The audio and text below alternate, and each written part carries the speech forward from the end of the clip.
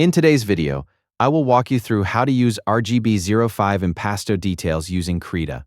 Open the brush presets docker in Krita by pressing F6. In the search bar, type RGB05 Impasto Details, then select the brush from the results. Before starting your detailing work, make sure the RGB05 Impasto Details brush is selected.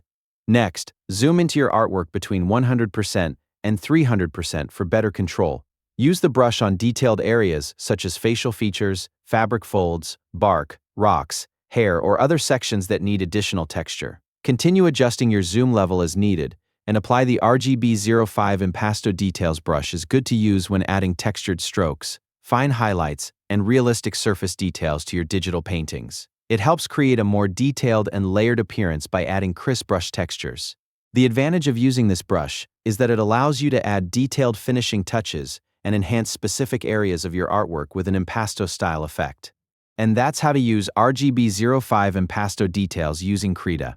Thank you for watching the video.